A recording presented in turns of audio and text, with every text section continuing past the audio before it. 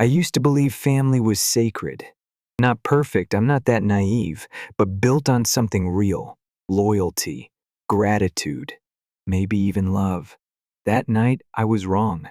The Grand Laurel Hotel sparkled like a jewel against the city skyline. Inside, the ballroom was drenched in gold and ivory, crystal chandeliers, polished marble floors, velvet seating. A table, long enough to seat 20, stretched across the center. At it sat the people I called family, raising glasses filled with wine. I paid for, eating food I funded, laughing on my dime. I had stepped out for a business call, standard practice, nothing suspicious. But when I returned, something stopped me before I could step back in. A voice, familiar, sharp. "He's too focused on work to realize we're milking him dry," my mother said. Honestly, I thought he'd catch on by now. But no, Nathan just keeps paying. Like a good little ATM. Laughter. Casual. See, cruel. Another voice joined hers. My stepfather, Richard, gruff and amused. "He thinks this is his family. Cute, isn't it?" I didn't move.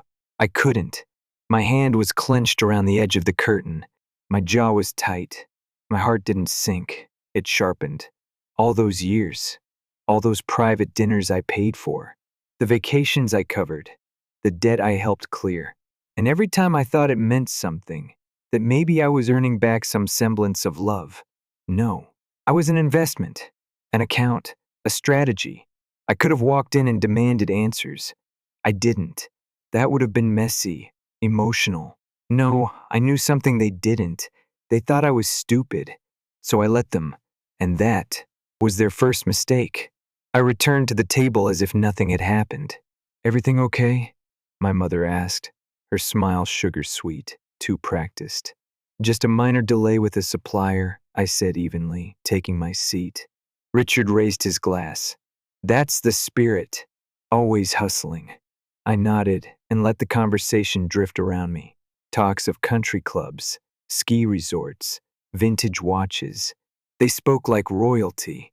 But none of it was theirs. Not really. It was mine. And the mask I wore? That was new. I was no longer their son. I was no longer Nathan, the provider. I was a man studying the edge of a knife. The next morning, I called Emily, my financial advisor. Calm, efficient, one of the few people I trusted.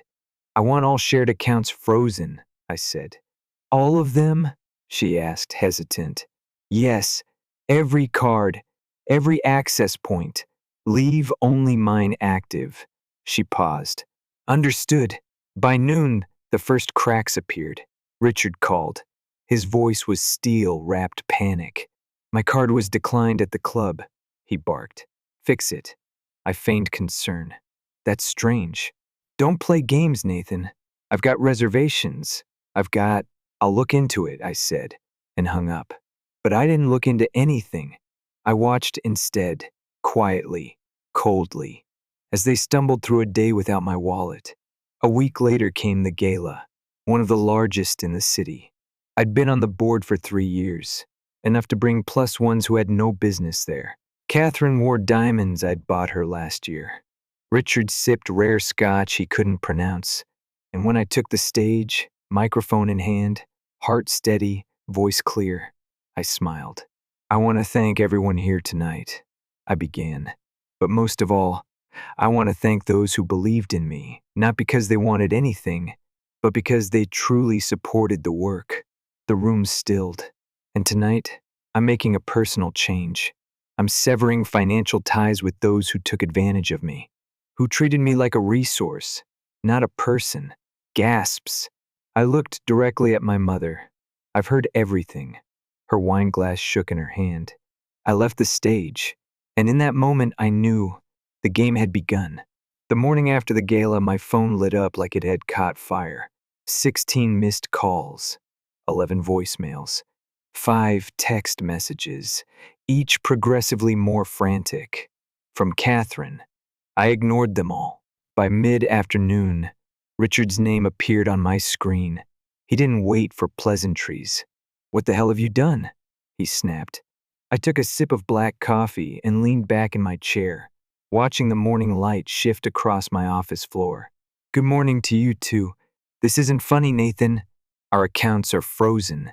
Catherine tried to buy groceries and the card declined. We were humiliated. The bank won't even return my calls. I clicked my pen open, closed it, opened it again. That does sound inconvenient, I said. Richard growled something under his breath before hanging up. I didn't call back. I didn't need to. Because the truth was, the consequences had only just begun. The fallout unfolded in quiet waves at first. Their usual weekend brunch spot? Canceled. Richard's tab was declined before the eggs even arrived. Their country club? Membership revoked. Not for the finances directly, but for embarrassment. Word travels fast in tight, elite circles. I didn't have to say anything. I simply stopped protecting their image. Once the shield was gone, so was the respect. They had built a social fortress on my name, and now the foundation was gone. By the end of the week, the luxury SUV Catherine drove had been repossessed. Richard's platinum golf card? Dead plastic. Their tailor canceled future appointments. The mortgage company called twice in one day. I stayed quiet, publicly. Privately, I moved with precision. Emails to the accountants, statements restructured, asset divisions realigned.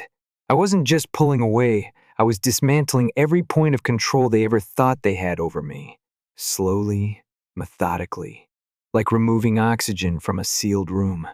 That Friday, I returned to the same hotel ballroom for a different event, this one less glamorous, more intimate. A business investor mixer. Halfway through the night, an old acquaintance from the club pulled me aside. Heard at the fallout, he said with a raised brow. Catherine and Richard, that's rough. I said nothing. He smiled. Good for you. That was all. No pity, no questions. Just understanding. The silence of power reclaimed. 2 days later, I finally picked up when Catherine called. Her voice was sharp around the edges, desperation dressed in sugar.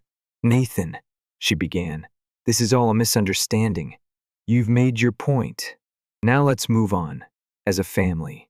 I stood by the window, watching the gray city breathe below. Misunderstanding? I asked calmly. Yes, we never meant.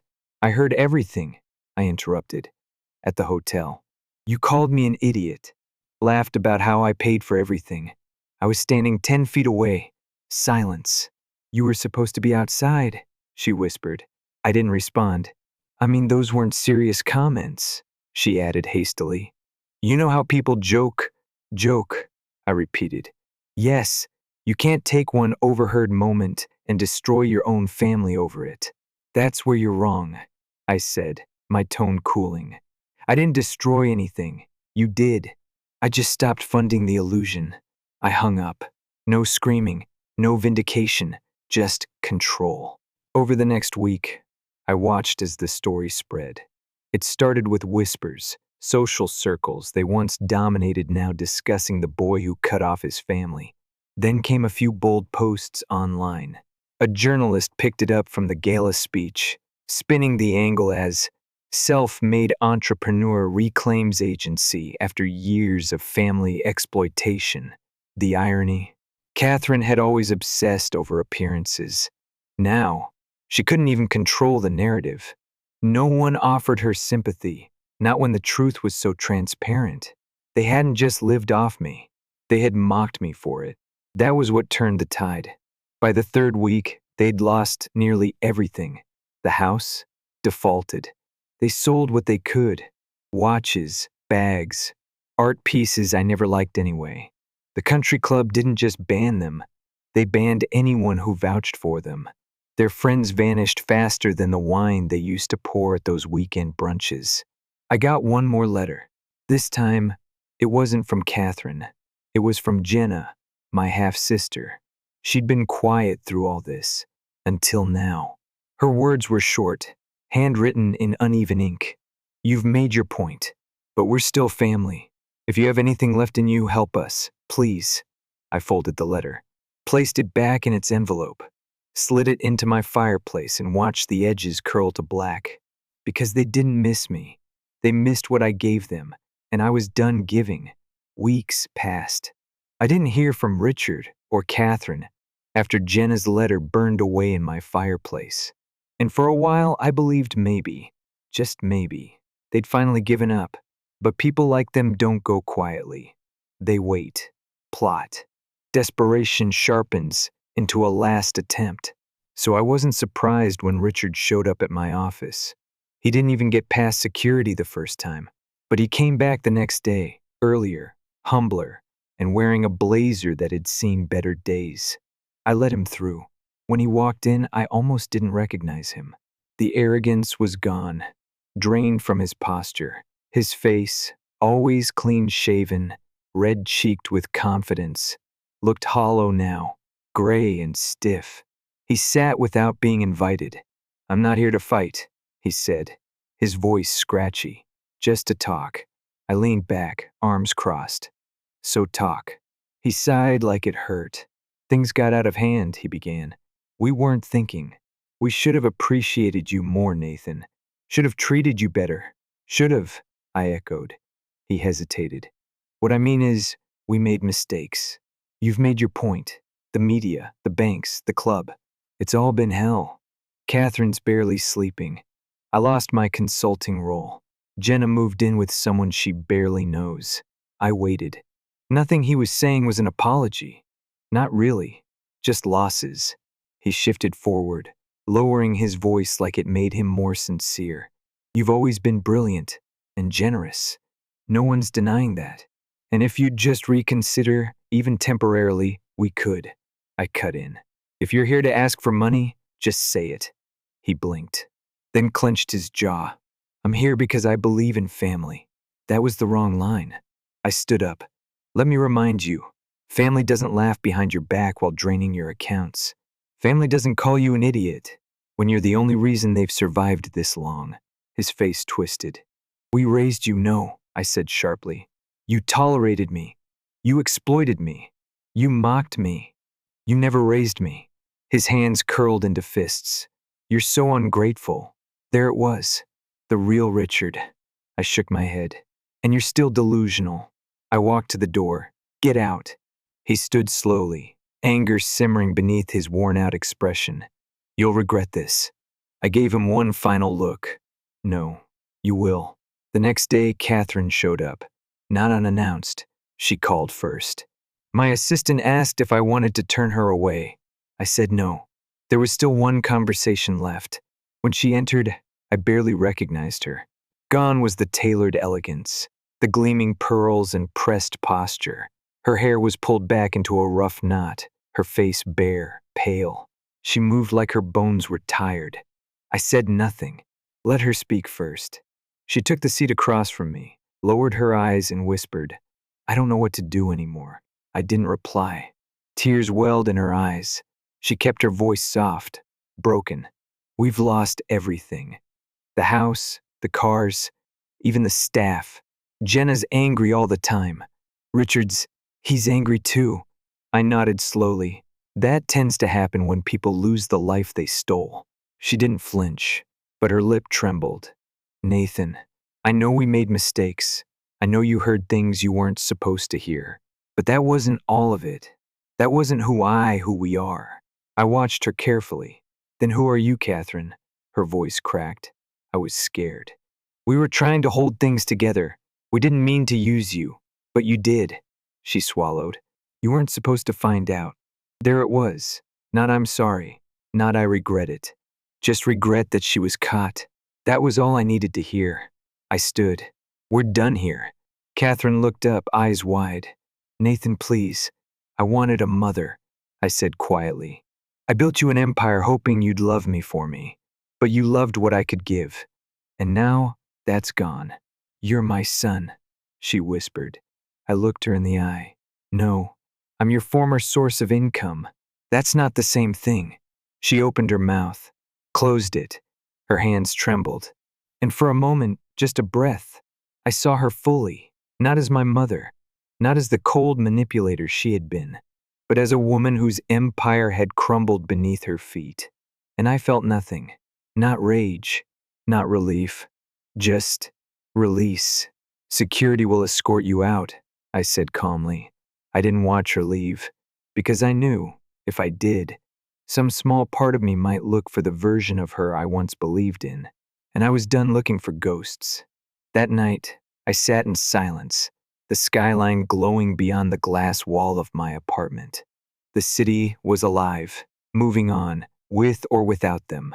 I poured myself a drink. The final conversation was over. The chain, whatever invisible line had tied me to them, was severed. They had nothing left to take, and I had everything they never truly valued: freedom. Silence has a strange sound once you grow used to noise. For the first time in years, my days weren't punctuated by requests, favors, or fake concern masked as family talk. No calls from Richard asking for another short-term liquidity boost. No emails from Catherine forwarding a wish list disguised as essentials. No passive-aggressive guilt trips about missing brunches I was only invited to pay for. Just peace. And if I'm being honest, at first, it felt wrong, like I was missing a signal, an alert, some subconscious alarm that was programmed to go off every time I dared choose myself. But eventually, the quiet became mine. Not a warning, a reward. A year passed. My business, once built in the shadows of my need to please them, now stood in the light. Profitable, respected, global. I wasn't just making money anymore. I was building something I was proud of. I hired people who believed in the work, not just the outcome. I invested in startups led by underdogs like me, people who were overlooked by the very circles my family once worshipped. I spoke at conferences, mentored young entrepreneurs, built equity into everything I touched, and I lived, not performed, not proved, lived. News of Richard and Catherine trickled in, usually through reluctant whispers or the occasional stray article. Their world had collapsed, like a house built on credit and arrogance. After the foreclosure, they moved into a 2-bedroom condo on the edge of a city they used to scoff at. Gone were the country clubs, the hand-stitched invitations, the smug parties where I was paraded like a product they made. Richard took a job managing a used car lot. Fitting, really. A man who once judged everyone by what they drove, now selling dreams on wheels no one wanted to buy. Catherine, she started an online boutique, reselling knockoff designer jewelry under a fake name. Her Instagram bio read, "Elegance is timeless." The irony practically choked me. Their fall wasn't a spectacle. It was slow, lingering, like mold. Friends abandoned them. Their reputation, so carefully built on my shoulders, disintegrated under the weight of truth. No one wants to associate with failure unless it offers a way back up. And they no longer did. They were no longer useful. Just like I had once been. One evening I received a letter. It was handwritten, not from Catherine, not from Richard, from Jenna, my half-sister, the one who used to laugh with them, not realizing I heard it all. I know we don't deserve anything. I know what we did. But things are bad. Really bad. Richard's angry all the time. Mom's sick. And I don't know where else to turn. I know you don't owe us anything, but I had to try. I read it once, then again. It wasn't vicious. It wasn't manipulative. It was just sad. But sadness doesn't erase damage.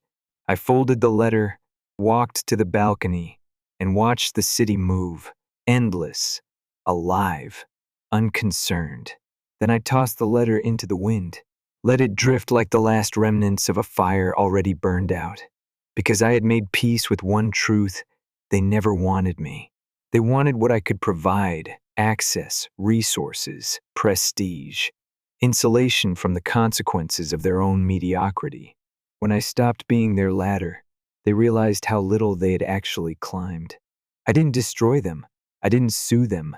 I didn't expose secrets that would have shattered what little dignity they had left. I just walked away, and they destroyed themselves. Their real punishment was not poverty.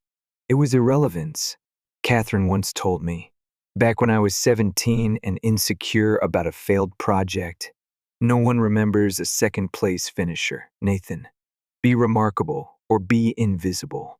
Now, she was invisible. And me? I found something better than revenge. Peace. Not the performative kind.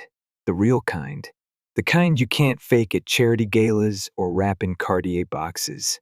I stood at the top of my own empire. Not because I clawed my way there to prove something, but because I knew who I was when there was nothing left to prove. I built something they couldn't steal. Something no one could inherit without earning. Identity, integrity, legacy. The last time I heard anything about Richard, he was trying to pitch a podcast on resilience in hard times. It never aired. No one wanted to hear advice from a man whose pride bankrupted his life. And Catherine? Her boutique was flagged for selling counterfeits. The account disappeared 2 weeks later.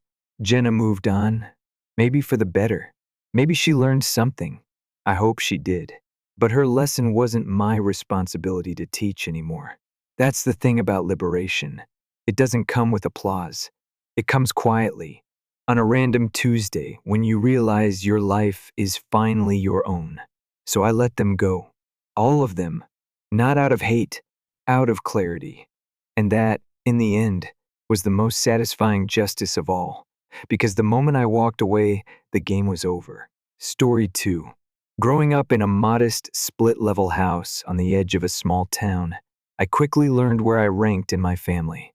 My name's Maya, and from the very beginning, it was clear that my older sister, Isabel, was the star of the show.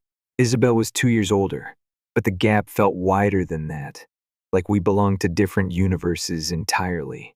She was the golden child, and I was, well, the support act.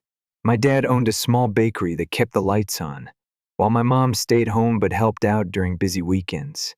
We weren't poor, not exactly, but luxuries were reserved for one person only. Isabel. That project was incredible. I remember my mom practically bursting with pride after one of her school presentations. I was standing in the hallway holding a ribbon from the science fair, but it might as well have been invisible. That was the norm. Isabel basked in the spotlight, while I stood quietly in the wings. She got the latest gadgets, brand name clothes, front row attention. I got her used phone complete with a cracked screen and whatever she'd outgrown. At family gatherings, the conversation was like a greatest hits reel of Isabel's accomplishments. Top 5% on her SATs. Dad would beam to every aunt and uncle, and head of the debate team too. Meanwhile, the first maintained a perfect GPA, managed fundraising for the environmental club, and did freelance tutoring on weekends, but none of it ever seemed to register. At some point, I stopped trying to be seen. Once, while folding laundry together, my mom casually said, "Maya, you should think about something practical for your future. Maybe customer service or retail. Honest work. Nothing wrong with that." I remember her tone soft but firm, like she was doing me a favor, setting realistic expectations. The words cut deep, not because of what she said, but because of how little faith they carried. It wasn't just passive neglect, they actively steered me away from dreaming big. Isabel's college acceptance was a house-wide celebration. Dad brought home sparkling cider, Mom made a 3-course meal, and the kitchen buzzed with plans for her future. They proudly announced they'd been saving since the day she was born. 2 years later, when it was my turn, I finally worked up the courage to ask if they'd help with college. I had a list of scholarships, had mapped out my tuition needs, and even suggested we take out a small loan. Mom didn't even look up from her newspaper. "Maya, let's be realistic. College isn't for everyone." I reminded them about the savings they had for Isabel. Dad sighed, almost like he felt sorry for me. That was different. Isabel has direction. You'd be better off working in the bakery. We need the help, anyway. I tried to argue, begged even. I promised to work part-time and repay every cent. I offered to get a notarized agreement. But the final blow came with Mom's cold reply. "We don't borrow money. That's a family rule. We don't change principles for one child." That night, I cried like I hadn't in years. But the next morning, I took a different path. I went to the only people who ever truly saw me, my grandparents. Through tears, I laid everything out on their kitchen table. Grandpa's eyes darkened, jaw tight. "We don't have savings, sweetheart," he said slowly, "but we'll figure something out. You're not giving up." A month later, they sold their old country cottage, the one they'd planned to retire in, and used the money to pay for my education. It still makes my chest ache just thinking about that level of love. I got accepted to a decent university and moved several hours away to study investment management. It was the furthest I could get from my family's dismissiveness. Mom and Dad didn't even say goodbye when I left, but Grandpa stood tall and proud, Grandma crying into her scarf as they waved me off at the bus station. From that moment, I decided my future would be mine alone, and I kept my promise. I didn't speak to my parents again. College was tough. I studied relentlessly, survived on instant noodles, and took freelance work whenever I could. 4 years later, degree in hand, I came back to town only to find the job market wasn't ready to welcome me with open arms. Eventually, I landed a role at a tiny trading firm. It was nothing glamorous, low pay, long hours, but it was a start. I got a small studio apartment in the least glamorous part of town, but it was mine. Every cent of rent was paid with money I earned myself. Then came a surprise call. "Maya, it's Isabel," her voice sugary. "Too sweet to be genuine. It's been forever. Want to come for dinner this weekend? Let's catch up." Something about her tone made my skin crawl, but I said yes. I should have trusted my gut. When I showed up, our parents were already there. Isabel's boyfriend, Ryan, a smug, over-groomed attorney, shook my hand like he was greeting hotel staff. The moment we sat down, the inquisition began. "So, tell us about this. Job?" Mom asked. Eyebrows lifted like she was expecting to be amused. I gave them a brief rundown of the trading firm. Nothing flashy, but steady. "Wow," Isabel cut in. "So like, a discount stockbroker?" They all laughed, like it was the funniest thing they'd heard. Mom leaned over to Ryan. "Isabel's managing a whole regional branch now. And Ryan just made junior partner." Dad chuckled. "Still looking for a waitress at the bakery, Maya. Think about a college grad serving pastries. Could be a hit." The laughter was sharp and familiar. I stayed silent, my fork clinking against the plate while my stomach turned. Then came the final jab. "What neighborhood are you in?" Isabel asked, almost innocently. "Weston District," I muttered. A dramatic pause, then loud gasps and exaggerated faces. "That's," she started, "where all the beggars live," Mom finished, shaking her head. They laughed again, as if they'd just delivered stand-up comedy. That was the last straw. I stood up, heart pounding. You know what? I'd rather be a beggar who got here on her own than someone who rides through life on daddy's money. Silence. Their smug expressions faltered. I grabbed my purse and left. That was the last time I saw them, at least on their terms. Funny how life works. 6 months later, I got a call from my college roommate, Tessa. "Maya, remember Maxwell Investments? They're opening a regional office."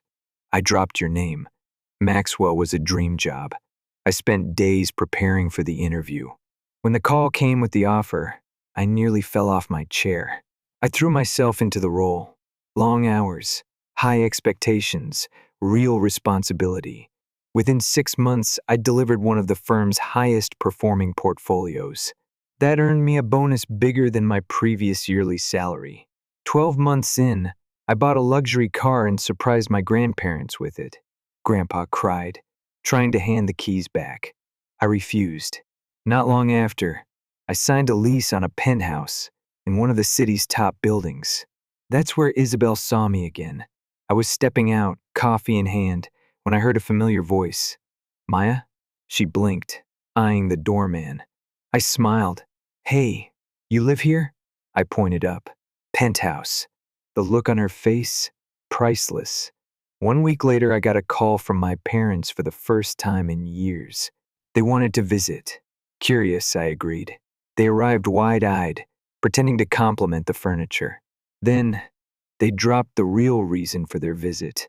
"Isabel's getting married," Mom said with fake cheer. "It's going to be elegant. A $300,000 seventh." They'd promised to pay half $150,000, but had misjudged just how much elegant would cost.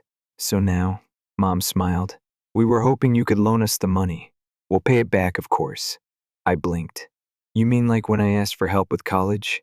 "That was different," Dad said quickly. "You didn't have a plan. I had a contract drafted. I begged for a chance. But we don't borrow on principle," Mom started. "Exactly," I interrupted. "And neither do I." I showed them the door, and it felt liberating. After that day, things felt different. Not just in the obvious way like closing the door on people who had treated me like an afterthought my entire life, but something deeper. I wasn't angry anymore. I was just done.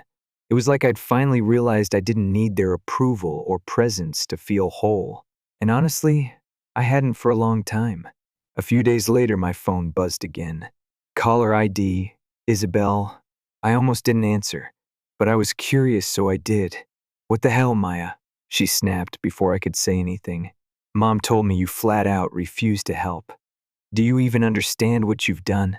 I leaned back in my chair and stared out at the city skyline from my living room window. "Sure do. We're family. This wedding is important. Thomas's parents are expecting something spectacular. And now, Mom and Dad are humiliated." I almost laughed. Interesting. When I was asking for help with college, were we family then too? Or just when you need something?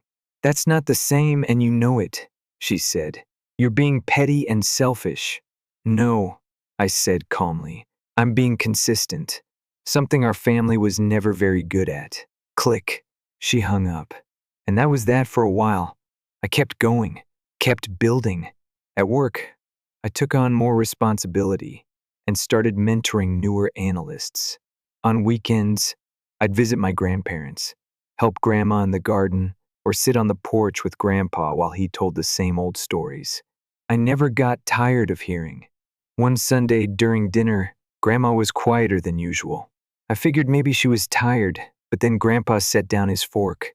"Your mom called yesterday," he said. I froze. "Oh? They're still trying to raise the wedding money. Asked if we could sell the car you bought us." I nearly dropped my glass. She said, and I quote, "You sold your land for Maya, didn't you? Can't you do the same for Isabel?" The first stared at him, stunned. "She really said that?" "She did," Grandpa said, voice tight. "And I told her that we don't sell gifts, especially not from the one person who's ever appreciated our sacrifices." Grandma reached over and gave my hand a little squeeze. "We're proud of you, honey. Let the rest talk." And talk they did. In small towns, word spreads like wildfire. Suddenly, I became the daughter who thought she was too good for her family. I heard things in passing, whispered conversations in grocery aisles, sideways glances at the farmer's market.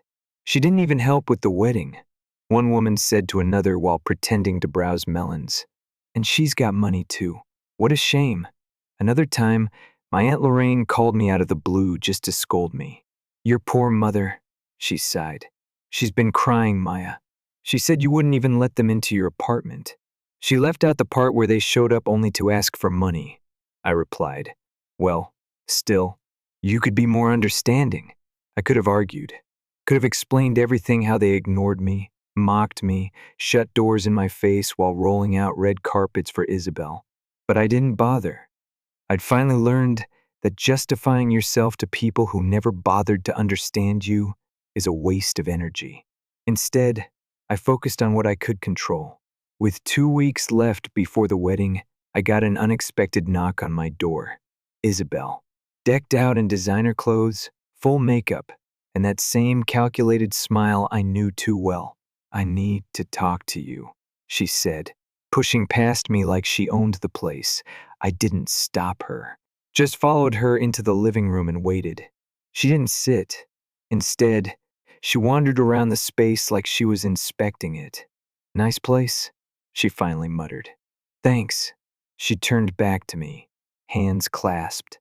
Okay, I'm going to be real with you. This whole wedding, it's more than just a party.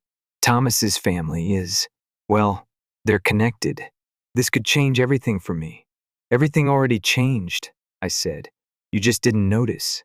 She ignored that. If Mom and Dad can't come up with their part, it's going to be a disaster. I'm not being dramatic, it'll embarrass all of us. They'll think we're low class or something. I raised an eyebrow. Didn't stop them from calling me a beggar when I lived on Cedar Street. Isabel flinched. That was a joke. No, that was who you all really were. She sighed, then softened her voice. Maya, please. I need you. This is bigger than our past. No, Isabel. This is exactly about the past, I said. You all drew the line. You made your choices. Now I'm making mine. I walked to the door and opened it. She didn't move at first.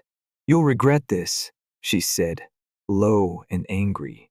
You're just bitter that I've always been the one who mattered. I smiled. And now you're here, begging me. So tell me who really matters now? She stormed out. Later that week, I got a message from one of Isabel's old college friends, Aaron, someone who always seemed too real to stay in Isabel's orbit. Girl, you won't believe what went down at the country club, she wrote. Apparently, Thomas's family had finally learned the truth. My parents couldn't afford their half of the wedding. The deposits were overdue, vendors were threatening to back out, and Thomas's mom absolutely lost it. She'd already been skeptical about my family, but now she was furious. Word got out fast. Some of the guests even backed out, and vendors started scaling things back. No more fancy imported flowers. The custom cake was downgraded. Even the honeymoon got canceled. In the end, Thomas's parents agreed to fund the whole thing, probably more for show than anything, but the damage was done. The fairy tale wedding Isabel had planned turned into a very expensive lesson in humility. I wasn't invited, of course. My grandparents were, but they RSVP'd with a polite decline and a made-up scheduling conflict. Instead, we had a quiet lunch at their house, just the three of us, laughing over sandwiches while I taught Grandma how to use her new tablet. Later, I did see the wedding photos thanks to social media, of course. The captions were full of hashtags and fairy tale quotes, but the smiles didn't reach anyone's eyes. Thomas looked like he'd rather be somewhere else. My parents looked stiff and out of place, like they were trying way too hard. And Isabel? She looked radiant. Sure, but something about her expression reminded me of someone who just realized the crown on her head was made of glass. One photo really stuck out. Thomas's mom, caught mid-glance, glaring at my parents with thinly veiled disgust. Karma doesn't always wear a neon sign. Sometimes it shows up quietly, in subtle cracks, in moments where the people who once made you feel small are suddenly exposed, not by your actions but by their own. And let me tell you, nothing tastes quite like watching those moments unfold from your own living room, sipping a $6 slot you bought with money you earned, in a home nobody gave you but yourself. After the wedding drama settled, at least, on the outside things went quiet.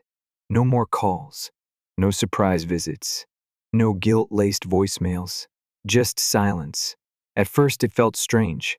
I half expected another shoe to drop, some new scheme or half-hearted apology wrapped in a favor, but it never came. And slowly, I stopped waiting for it. Instead, I threw myself into work. By then, I'd been promoted to lead analyst on one of our firm's top portfolios. My days were long but fulfilling. My name started getting passed around in industry circles. A couple of magazines even reached out for interviews, and one did a piece on young women shaking up finance. They listed me right under someone from Wall Street. It was surreal, but I stayed grounded. My success hadn't come from luck or connections. It came from surviving every time someone told me I wasn't enough, and proving them wrong anyway. Still, even with the career wins and financial stability, there was one place that always pulled me back to center: my grandparents' house. Their new place was smaller than the old country cottage, but it had a warmth that couldn't be measured in square feet. We kept up our Sunday tradition. Grandma would make something hearty meatloaf or stew, and Grandpa would put on an old jazz record and talk about nothing in particular. One Sunday evening, Grandpa sat back in his chair, plate clean, and looked at me over the rim of his glass. "You've built something beautiful," he said. "And I don't just mean this fancy job and apartment. I mean your life. You did it with grit, with heart." I swallowed hard. "I had help. You two kept me going." He nodded. "That's what family's supposed to do." And right there, at that table, I realized something. All those years I spent chasing acceptance from the people who never gave it, I didn't need it anymore. I had what mattered: support, love, peace. A few weeks later, I ran into someone I hadn't seen in years. Amy, one of Isabel's childhood friends. We bumped into each other at a cafe downtown. "Maya?" she asked, doing a double take. "Wow, you look different, like happy different." We grabbed coffee, and she caught me up on the latest small-town gossip. Turns out, things weren't exactly picture-perfect for Isabel and Thomas. "They moved into this house his parents bought," Amy said, stirring her latte. "But it's weird. His mom's always around, like, controlling everything. Isabel's been complaining about not being trusted to make her own decisions." I didn't say anything, just listened. "And your parents?" she asked. "Haven't seen them around much. Heard they're laying low." That made me raise an eyebrow. Amy leaned in. "Well, rumor has it Thomas's family isn't too thrilled with how things turned out. There's talk that they expected a different kind of match. Someone with pedigree, money, stability." She gave me a pointed look. "Not them." I took a slow sip of my drink. Karma doesn't always roar. Sometimes it whispers, quiet and steady, like the wind shifting direction. And it always finds a way. By the end of that year, I got another promotion, this time to senior portfolio manager. The bonus alone was more than my parents' entire wedding budget. I didn't flaunt it, but I didn't hide it either. I used part of it to surprise my grandparents with something they never saw coming: a month-long trip to Italy. When I handed them the tickets, Grandma burst into tears. Grandpa just sat there, speechless for once. "You deserve this," I said. "Everything you gave up for me. I want you to go see something beautiful. Together." They left a month later, and I spent the next few weeks getting postcards with scribbled notes about Tuscan sunsets and homemade pasta. It was the happiest I'd ever seen them. But peace has a funny way of drawing people back in when they think they're missing out. The silence didn't last forever. One evening, as I was walking into my building, the doorman stopped me. "Miss Patel," he said, "there's someone upstairs waiting for you. She said she's your sister." My stomach sank. Sure enough, when I opened the door to my apartment, Isabel was standing there in heels too high for comfort, clutching her purse like it was armor. I didn't say anything, just waited. "I shouldn't have come without calling," she started, her voice a little shaky. "But I didn't know what else to do." I crossed my arms. "What do you want, Isabel?" She looked around, eyes flicking from the art on my walls to the city skyline behind me. "This place is incredible," she said softly. "You really did it, huh?" I didn't respond. She finally sat down, hands folded in her lap. "Things with Thomas aren't great. His family is suffocating. They look down on me. And Thomas, he's not who I thought he was." I felt a flicker of sympathy, but it didn't last. "I'm sorry that's happening," I said. "But you made your choices." She looked up, eyes glassy. "I know. I messed up. With you. With everything. I was cruel. I thought I was better than you. And now, I don't even know who I am anymore." I sat across from her but didn't move closer. "You're still figuring that out. That's your journey, not mine." A long pause. "Do you think," she said, voice small, "we could start over?" For a second, I saw her not as the sister who mocked me, or the golden child who always got what she wanted. Just a person. Lost. Tired. I gave her a long, honest look. "I don't hate you, Isabel, but I don't trust you. And right now, I'm not interested in starting anything with people who only show up when everything else falls apart.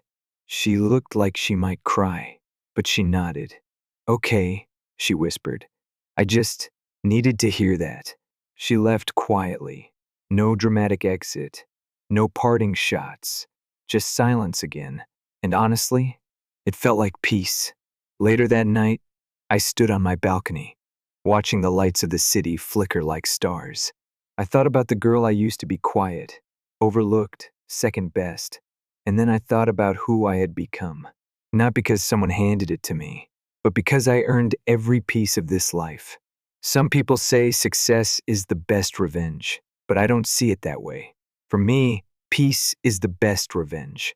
Because peace means they no longer have power over you. Not their expectations, not their words, not their absence. Just peace. And I was finally learning how to live in it.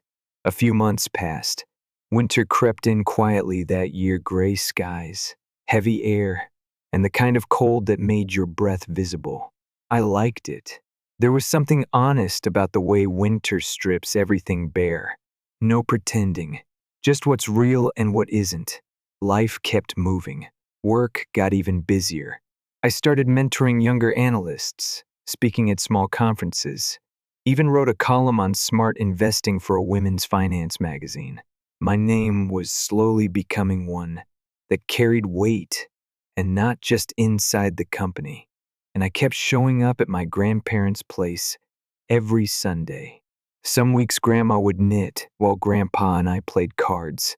Other times we just sat in silence, listening to the old radio station he loved.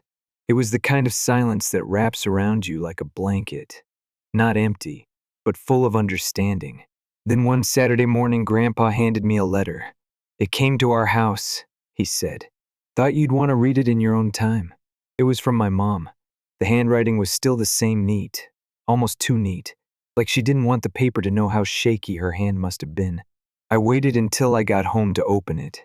Inside, a single page. No long explanations. No apologies either. Just an invitation. They were hosting a family dinner. Just the immediate family. My mom, Dad, Isabel, Thomas. They wanted me to come. It was strange. Not because they reached out, but because it wasn't asking for anything this time. Still, I didn't trust it. I folded the letter, set it down, and stared at it for a long time. I wasn't angry anymore. I'd let go of that. But I also hadn't forgotten. And there's a difference between forgiving someone and pretending like nothing ever happened. That letter sat on my desk for 2 days before I finally made up my mind. The house looked the same, but smaller. Or maybe I had just grown. When I pulled into the driveway, Dad came out to greet me. His smile was stiff, like he didn't know how to shape it right anymore. Maya, he said, you look great. I gave him a nod. Thanks. Inside, everything felt staged. Isabel was wearing a cozy but designer sweater. Mom had made a roast. Thomas was already half a glass into some expensive wine. They acted like nothing had ever happened, as if we'd all just drifted apart for a while and decided to have a reunion. Fake smiles, forced small talk, shaky laughter. Eventually, I had enough. I set my fork down gently and looked around the table. Why did you really invite me here? The room went still. Mom cleared her throat. We just thought, maybe it was time to mend things. Start over. Isabel looked away. Thomas sipped his drink like this had nothing to do with him. Dad nodded. We've made mistakes, and we know that. But family, real family, finds a way back. I leaned back in my chair, eyes calm. You all had years. Years to call. Years to support. Years to show up when it mattered. But you waited until the silence got too loud. Mom flinched. We were wrong. We know that now. No, I said. You know I'm successful now. And that's what changed things. Not regret. Not love. Visibility. I stood up slowly. I'm not angry. Truly. I found peace. But I'm not going to be part of a show just to make everyone feel better. You're our daughter, Dad said, voice almost desperate. I always was, I replied, even when you forgot. And then I left. Just like that. After that night, I didn't hear from them again. At least not directly. But the town did what it always does, talked. Some said I was heartless. Others whispered that the family had turned their back on me, and I was finally fighting back. I didn't correct anyone. Let them wonder. Let them fill in the blanks. I didn't know anyone the truth. The ones who mattered already knew it, especially my grandparents. When I told them what happened, Grandma just hugged me. "You did what you had to do," she said. "Sometimes letting go is the only way to move forward." She was right. That spring, I got invited to a national finance summit as a featured speaker. I flew out to Chicago, gave my talk, and spent 3 days surrounded by people who saw me for what I brought to the table, not who I was related to. It felt good, real. On the final night of the conference, as I looked out over the city lights from my hotel window, I felt something I hadn't in years: pride. Not just because I'd succeeded, but because I had done it without bitterness in my heart, without turning into the people who once tried to shrink me. I thought about the younger version of myself, the girl crying in her bedroom after being told she wasn't college material. I wish I could hug her, tell her she was going to be just fine. That one day, the very people who dismissed her would have to sit with their own silence, and she wouldn't feel small anymore. These days, I don't look back often, not out of spite, just because I don't have to. Isabel still posts pictures of her brunches, her dresses, her picture-perfect marriage that I've heard might not be so perfect anymore. That's her story. Let her write it. My parents? I don't know. I assume they're still in town, still trying to convince people they did their best. And maybe they did, in their own limited way. But I've learned this. Doing your best only matters if you're also doing what's right. And what they did, what they allowed, was never right. As for me, I come home to a place I made for myself. I drink coffee from mugs I bought with my own money.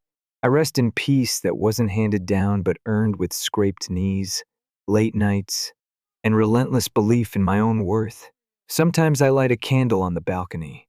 I watch the flame flicker in the wind, think about all the versions of myself I had to burn away just to get here, and I'm okay with that. Some bridges aren't meant to be rebuilt. They're meant to be left behind smoke rising into the sky, reminding you not of what you lost, but of how far you've come. Story 3. I never expected to spend my 29th birthday in a hospital bed, drugged up and bruised with a titanium rod in my leg. But life has a twisted sense of humor sometimes. It started with a car accident. An SUV ran a red light and plowed into the side of my sedan. I don't remember the impact, just waking up to the sharp smell of disinfectant and a doctor calmly explaining I had a broken leg, 3 fractured ribs, and had a concussion. My first coherent thought wasn't even about the pain. It was, where is Aaron? Aaron and I had been together for 4 years. We met at a community cleanup my firm sponsored, where he introduced himself as the compost captain of the team. I should have clocked it as a red flag right there. He had this bizarre passion for composting and a whole metaphor about how decaying waste could turn into something beautiful. I was naive, idealistic, and very into sustainability at the time. I mistook charisma for substance. Whoops. Anyway, after the accident, Aaron showed up once. 20 minutes, tops. Said hospitals made him feel claustrophobic, then left to process the trauma. You know the trauma I was going through. My best friend, Jules, ended up being my lifeline. She took time off work, slept in the world's worst chair for 3 nights, helped me to the bathroom, even washed my hair in a sink. That's what love looks like. Not flowers, not promises, actions. On the 3rd day, I noticed her scrolling through her phone with this grimace, like she'd just bitten into something rotten. I asked what was up. She hesitated. I insisted. And then, against her better judgment, she handed me the phone. There it was, a photo of Aaron with his ex, arms around each other at some party I obviously wasn't invited to. The caption? Finally free from the emotional leech and her endless drama. That leech was me. The woman paying rent, bills, and groceries. The one who picked up the pieces every time he pivoted careers. The one lying in a hospital bed with a fractured body and shattered heart. I didn't respond, didn't comment, didn't call. I just stared, and something in me clicked. Here's what I remembered in that moment. My name was the only one on the lease. Aaron had never qualified because of his temporary credit issues. He hadn't paid rent in 3 months. I'd been covering his part and juggling freelance gigs on top of my 9 to 5 just to keep us afloat. And for what? So he could turn around and mock me while I learned how to walk again? Nope. I made 3 calls that day. One to my landlord, one to my brother Leo, and one to my cousin, who just happens to be a lawyer. What followed wasn't rage. It was precision. While the first stayed at Jules's place to recover, Leo and 2 of his coworkers, God bless blue-collar efficiency, came over and packed every last one of Aaron's belongings. From his beloved gaming chair, which he dubbed the throne, to his unopened collector's beer stash, all of it went into the dumpster behind our building. Not the recycling bin, the dumpster. We even left a note on the bag with his Funko Pop collection. Here lies potential. Why the dumpster?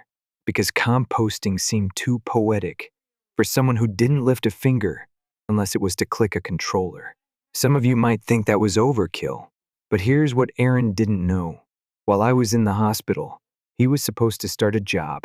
One I helped him get through my old college roommate's brother, a financial services firm. He never told me about the interviews because he didn't want to jinx it. Well, guess who emailed that hiring manager? I didn't embellish, just attach screenshots of his public posts, bashing his girlfriend who was, let's not forget, recovering from a major car accident. I also shared some other highlights like his rental payment history, or lack thereof. That job offer? Vanished. This morning I woke up to the sound of my phone vibrating nonstop. Missed calls, texts, voicemails, starting with "Where's my stuff?" and escalating into "You're heartless, and you'll regret this." But it didn't stop there. He pivoted again to groveling. It was just a joke. I was drunk. She means nothing. Please come home. But the real cherry on top? His mother, Lorraine, left me 7 voicemails, ranging from crying to accusing me of ruining her son's life. Lorraine always acted like I was lucky to be with her darling boy, despite the fact that her darling boy once spent our grocery budget on a custom keyboard. The kind that lights up in rainbow colors. Very nutritious. She begged me to reconsider, said he made a mistake, claimed I was being vindictive and cruel. But here's the thing: 4 years of emotional labor, financial support, and patience burned away in the heat of one Instagram post. I owed him nothing, and that's just the beginning. So where were we? Right, Aaron had just found out all his stuff was gone. The job offer was rescinded, and his mom was blowing up my phone, like I was the one who betrayed someone in a hospital bed. That morning, I'd blocked his number. Didn't say a word. But Lorraine, oh, she was on a mission. She hit me with 17 calls in a single day. 17. Eventually, I gave in and picked up, because honestly, it was either that or chuck my phone out the window. She opened with sobbing. Full-on soap opera sobbing. "Camille, please. You don't understand. He's been crying for days. He can't eat. He can't sleep. He's devastated." And I just stared at the ceiling, leg elevated on pillows, a bag of frozen peas on my ribs, wondering if she thought I was sleeping great in a cast, alone, after getting blindsided literally and figuratively. She went on, "You had no right to throw away his things. Do you know how much his collectibles were worth?" Oh, I knew. He told me all the time. "This signed card? Worth 1,000 easy. That keyboard? Limited edition. You know what else is worth something? Rent." Lorraine then dropped this little nugget. He was going to propose. He even showed me the ring. A ring? I laughed. Couldn't help it. Unless he carved it from unpaid bills and pizza boxes, I highly doubt it existed. Then came the threats. "You destroyed his property. You could be sued." Yeah? My cousin, The lawyer disagrees. And just like that, I pulled out the ace. I told her, Lorraine, when was the last time Aaron paid rent? Silence. He told me you two had an arrangement, she finally said. You handled the apartment. He handled other things. What other things? I asked. More silence. So, I told her everything. All of it. 4 years of covering expenses. The groceries. The Wi-Fi. The car repairs. The time I had to pawn my grandmother's necklace to cover his networking retreat that turned out to be a weekend at a cabin with his friends and 3 cases of beer. I told her about the job offer I helped him get and how he burned that bridge with a single caption and a picture of himself draped around his ex. She got real quiet after that. I almost felt bad. Almost. But what came next? Oh, it was chef's kiss. Let's rewind a bit. The Great Aaron Purge, as Jules called it, was a family affair. My brother Leo and his buddies weren't just helping out of kindness, they were thorough. I wasn't there, obviously, but they sent me pics. Gaming setup, boxed, weird anime figurines, packed with care. His throne, yes. He actually called his chair that was hauled out like it was radioactive. It looked like the world's most dramatic eviction. We didn't damage anything. We didn't smash or burn. We just made sure it all ended up where it belonged, with the rest of the trash. Except one box. That box had the important stuff. Birth certificate, passport, some old family photos. We dropped it off with the landlord, who, bless him, is fully on my side. After I showed him the Instagram post and explained everything, he even helped change the locks. Speaking of the landlord, he told me Aaron came back twice. First time, he tried to act like he still lived there. Second time, he threatened to call the cops. Landlord said, "Go ahead. We can explain your payment history while we're at it." Aaron didn't call the cops. Surprise. But let's circle back to the job offer. I hadn't told Aaron about that little twist yet, but word travels fast in certain circles. Turns out, the hiring manager, my old roommate's brother, is very big on integrity. He told me outright, "We don't take risks on people who brag online about ditching their needy girlfriends while they're recovering in a hospital." Not a great look for someone applying to handle sensitive financial accounts. That rug got pulled out from under Aaron faster than you can say fraud. Then the messages shifted. He started emailing. Big, long blocks of text, filled with pseudo-therapy language. I'm reflecting. I've made mistakes. I was scared. I'm ready to change. He even used the phrase "do the work," which I'm pretty sure he got from a TikTok therapist. Meanwhile, Jules and I started browsing apartment listings. I wasn't just moving unemotionally. I was literally moving out. My lease ends in a month, and I want every inch of that space scrubbed clean of Aaron's energy. The idea of sitting on a couch where he once played 12 hours of Call of Duty while I worked overtime to pay the power bill? No thanks. Now here's the kicker. A few days later, I get a heads up from an unexpected source, Remy, Aaron's old college roommate. Apparently, Aaron's been crashing on his couch and having daily breakdowns. But more importantly, Remy wanted to warn me. He's planning some kind of grand gesture. Said he needs to prove his love. Make a statement. YALLL. My stomach dropped. Because if there's one thing Aaron loves more than free Wi-Fi, it's turning a mess into a spectacle. Remy promised to keep me posted. He even said, "I didn't see it before, but you carried that guy." I'm sorry. I appreciated it. Genuinely. Because at the time, I was tired. Like bone-deep tired. Not just from the physical healing, though, let me tell you. Navigating stairs with a cast and bruised ribs is no joke, but from years of emotional load-bearing. There was this moment, sitting in Jules' guest room, surrounded by plants and the hum of her air purifier, where I finally exhaled.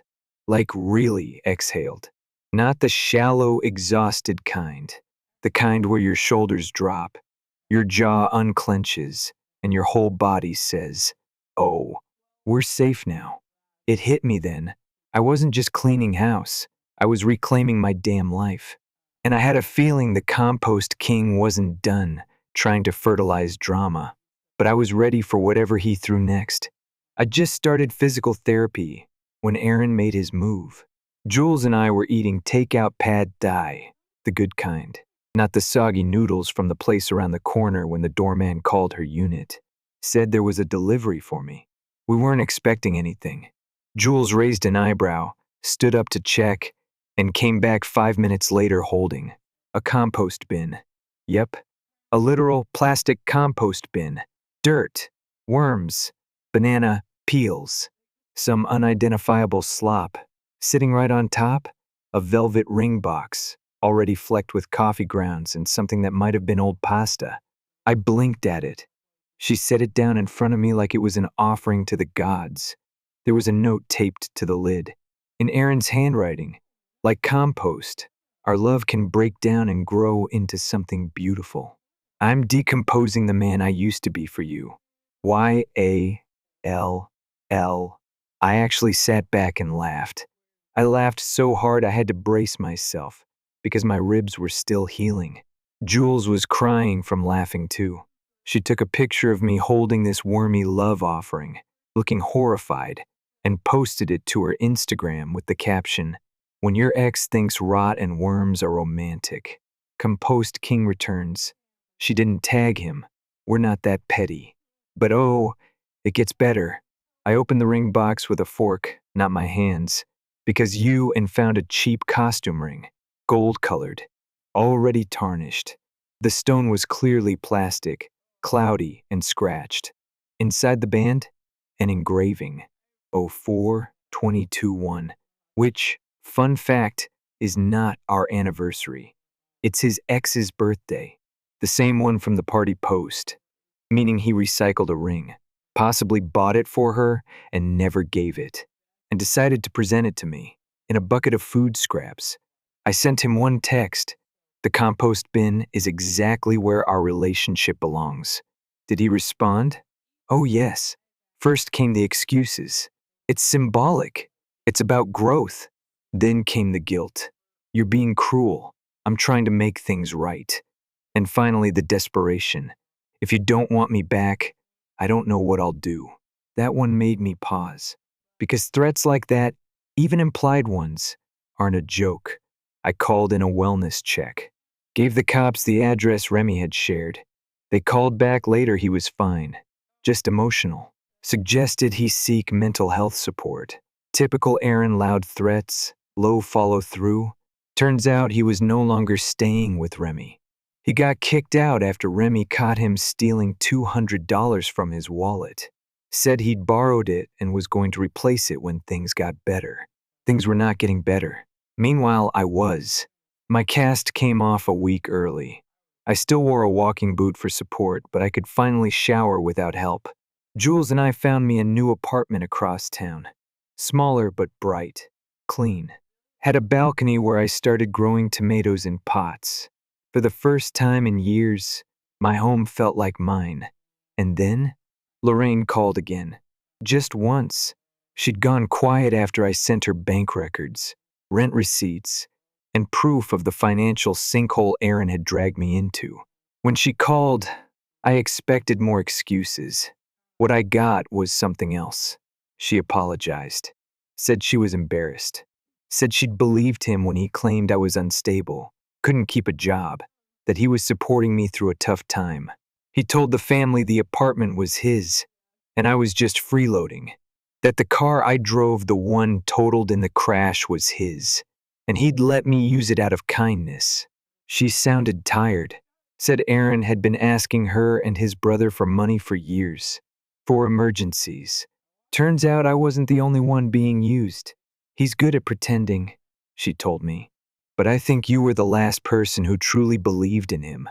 And maybe that's why he lost it when you finally stopped. Then she did something I didn't expect. She mailed me a check, $2,000. Not close to what I spent over the years, but it meant something. This isn't from Aaron, she wrote in the note. It's from me, because I should have seen what was happening sooner. I used it to furnish my new place, a fresh start. No gaming chair memories, no smell of old beer. No couch with indents from someone who never paid for it. One more thing, remember those credit cards? The ones I mentioned racking up debt on while covering his side of things? Well, it turns out a few of them were joint accounts. Ones he opened using my info, then stopped paying when the balances got too high. I'd been digging into it with my bank and a financial advisor. After weeks of back and forth, we were able to separate some charges and prove about $11 of that debt was purely his. I didn't stop there. I compiled it all: statements, screenshots, Venmo receipts, texts where he bragged about gaming the system, and sent it to every person he'd borrowed money from. His parents, his brother, mutual friends, even Katie, the ex. No commentary, just the facts. Let them decide what kind of man they were dealing with. Katie actually messaged me. Said she had no idea I was still with him when that party happened. Claimed Aaron told her we'd broken up months ago. I believe her. She seemed horrified. Offered to send screenshots. I declined. I already knew enough. And the final cherry on top? Aaron created a GoFundMe. The title? Homeless after revenge breakup. Need help rebuilding my life. The description was pure fiction. Claimed I'd thrown him out, taken all his stuff, ruined his job prospects. Included a sad selfie from someone's couch, probably Remy's before the eviction. Asked for $5,000. It lasted 6 hours before it was flagged and removed. Why? Because my friends reported it for fraud. And someone, maybe Jules, maybe Leo, dropped a link to the Reddit post underneath. And folks, Reddit delivered. That comment section read like a courtroom cross-examination. He deleted the entire fundraiser. Then came the final act. He showed up at my old apartment. Tried to get in. Landlord called the police. Aaron told them he lived there, and I'd illegally locked him out. The police asked for ID. He had none with that address. The landlord backed me up. He left in cuffs not for trespassing, but for a completely unrelated warrant for unpaid traffic tickets. I didn't even know about those. Guess he'd been hiding the mail too. He spent 2 nights in jail. His brother bailed him out. Not his mom. Not this time. And after that, silence. No more emails. No more compost metaphors. Just nothing. According to his brother, who reached out to make sure I was safe, Aaron's in therapy now. Got a job at his brother's warehouse. Pays rent. Keeps to himself. Maybe it's growth. Maybe it's survival. Either way, he's no longer my problem. As for me, I'm walking again. Gardening. Back at work. Seeing a therapist, too. Because loving someone like Aaron does a number on your sense of self. I'm learning that love shouldn't feel like charity. That being alone is better than being dragged down. That peace doesn't always come after closure, it often comes after distance. The last thing I hung in my new apartment was a print Jules gave me. White lettering on black canvas. Compost happens. So does healing. She gets me. And if Aaron ever sends another compost bin, I've got just the place to put it.